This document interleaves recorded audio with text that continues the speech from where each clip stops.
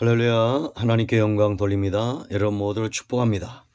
오늘도 여호와 이름입니다. 하나님 반드시 저와 여러분의 가정, 우리의 삶의 모든 영역에 함께 하실 것을 믿습니다. 그것이 성도가 누리는 복입니다. 10월 둘째 주 14일 가정 예배입니다. 꼭 정한 시간에 예배를 드리시고요. 그렇지 못할 경우에는 영상을 꼭 시청하시고 전도용으로 사용하시면 되겠습니다.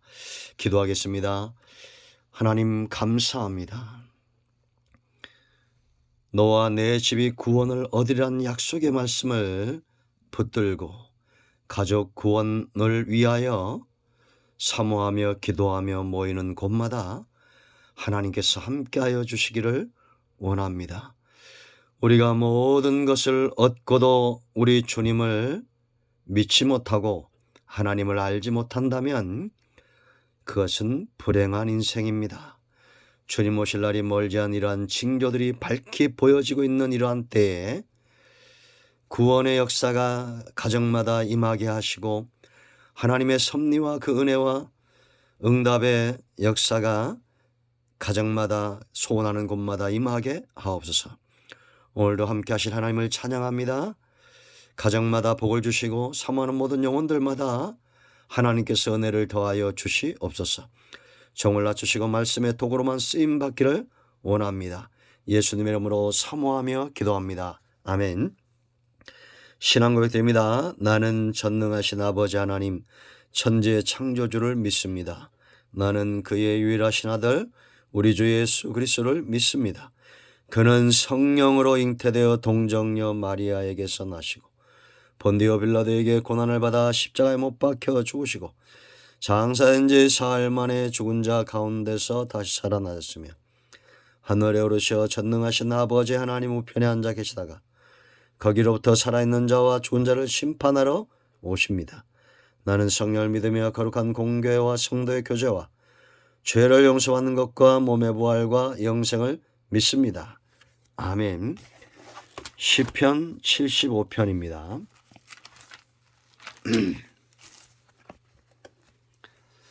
1절 말씀부터 보겠습니다.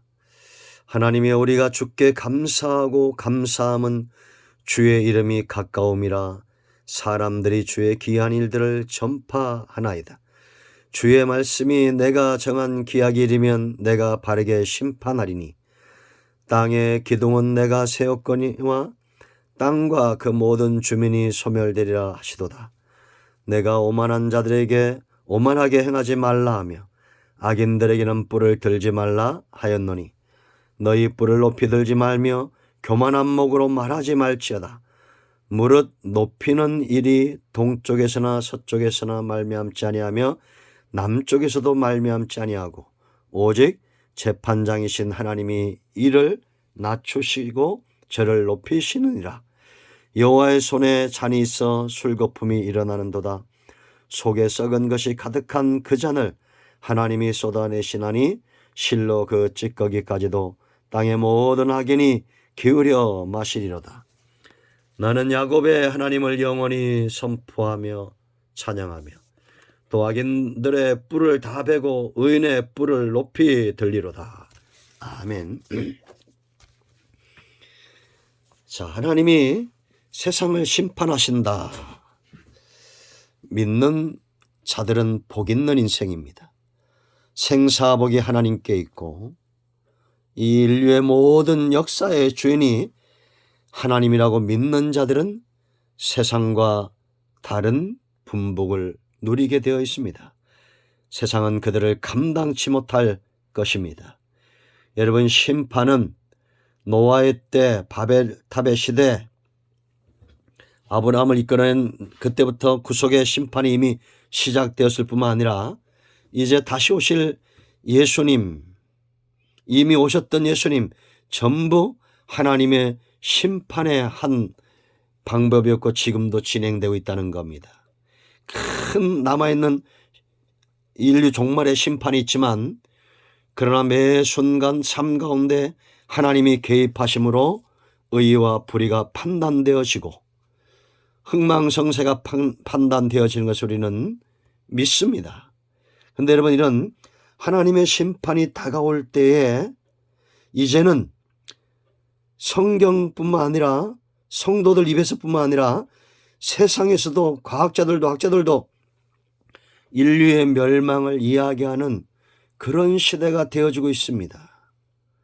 여러분들은 어떻게 느끼고 있습니까? 지금 전쟁이 일어난다고 생각해 보세요.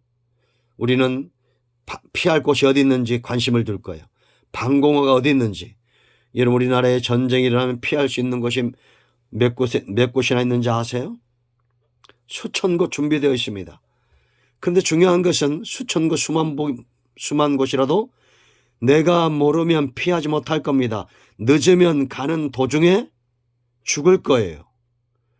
그러니까 이 시대에 전쟁이 임박하고 심판이 임박한 때는 피난처와 그 갈 길을 지체하지 않고 달려가는 자들이 복 있는 인생입니다. 자, 이제 이런 하나님의 심판이 임박한 무엇보다도 우리의 영혼의 삶과 관계에 있는 이런 심판의 때 징조들이 있어요. 여러분 보세요. 1절에 주의 이름이 가까움이라 그랬습니다. 하나님이 가까이 온다는 겁니다. 역사의 종말이 가까운다는 거, 심판의 때가 가까운다는 겁니다.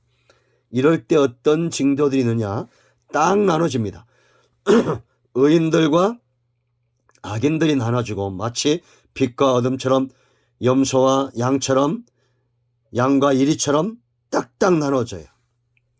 성도들은 마지막 때가 되어질수록 그들의 사모함과 중심과 사역과 그 모든 것들이 하나님께 우선순위로 집중되어 있습니다.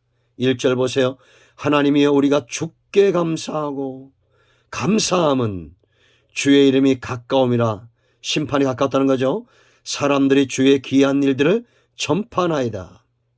이들은 하나님의 행하신 일을 전파하고 하나님께 찬양하고 감사하고 예배하고, 여러분 9절 보세요. 나는 야곱의 하나님을 영원히 선포하며 찬양하며.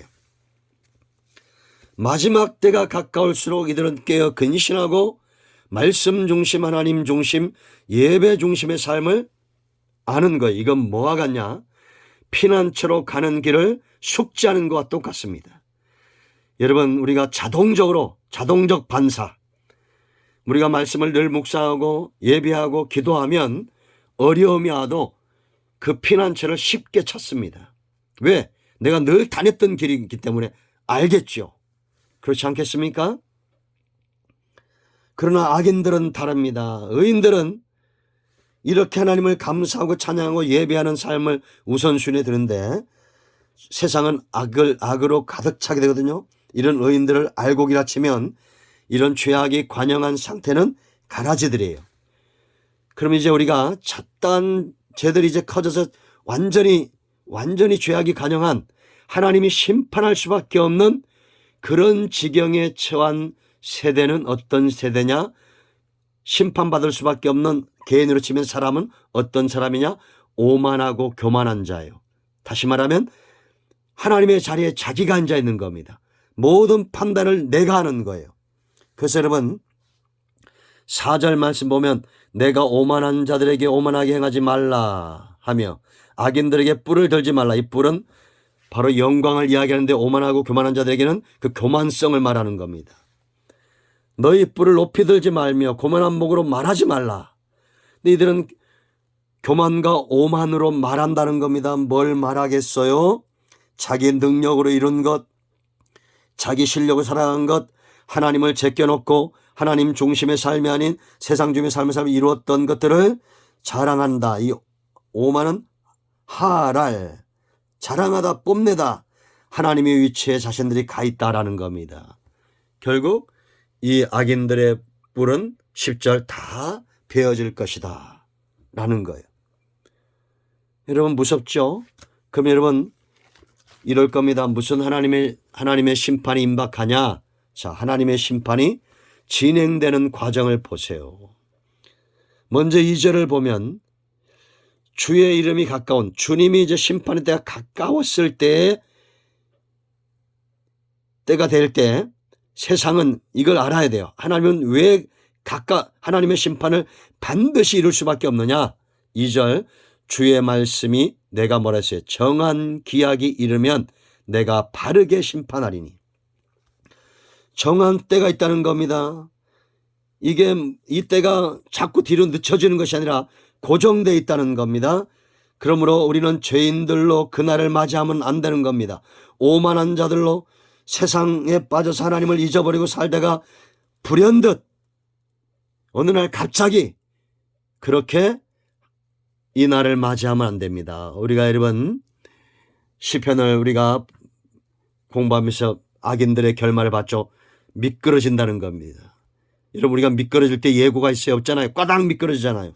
그런 것처럼 정한 때가 올 겁니다. 그러나 우리는 그때를 알지 못하기 때문에 갑자기 맞이하는데 항상 깨어 근신하고 준비하고 있어야 돼요.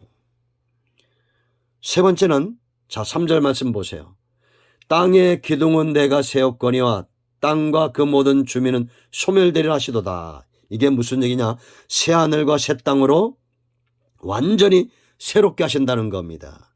땅에 기초를 놓고 온 우주 만물을 하나님이 창조하셨는데 세상을 더럽혔죠.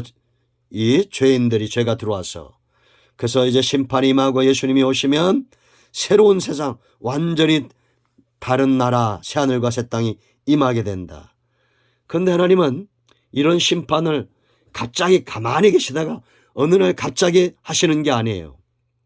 먼저 사전에 선제를 보내고 종들을 통해서 교회를 통해서 역사 가운데 끊임없이 예고하고 경고하셨습니다. 그게 바로 4절 5절 아까 읽었죠. 오만한 자 오만하게 하지 말며 악인들은 뿔을 높이 들지 말며 교만한 목소리로 말하지 말라. 의를 전파하고 경고의 소리를 들어야 됩니다. 속히 성전으로 나오세요. 예배 중심의 삶을 살고 하나님 중심의 삶을 사세요. 이 하나님의 심판은 무서운 겁니다. 누구도 피할 수 없고 어느 누구의 권세도 아닌 하나님의 권세로 되어지기 때문이에요. 그래서 여러분 6절에 무릇 높이는 일이 동쪽에서나 서쪽에서나 동쪽 나라나 서쪽 나라에서 이런 심판이 이루어지는 것이 아니라 남쪽도 아니고 7절 보세요. 오직 재판장하신 하나님이 이를 낮추시고 저를 높이시리라. 교만한 자는 낮추고 겸손한 자는 높여주신다는 겁니다.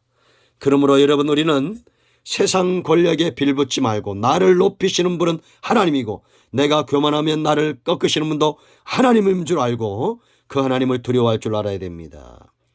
하나님의 심판이 왜 반드시 올 수밖에 없느냐? 의인들을 신원하셔요. 회복시킨다는 얘기입니다. 의인들의 고통을 묵과하지 않아요.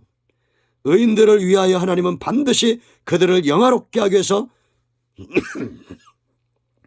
판단하고 심판할 겁니다. 이런 하나님의 심판이 의인들에게는 영화로운 것이고 축복이고 악인들은 망하는 거예요. 그래서 10절에 한 번 더 있습니다. 또 의인들은 불을 다 베고 의인의 불은 높이 들리로다. 할렐루야. 그러므로 우리는 심판의 때가 임박한 줄 알고 알곡으로 성장해야 됩니다. 가라지가 되면 안 돼요. 여러분 알곡은 어떻게 되어집니까? 주인의 손을 많이 타야 됩니다.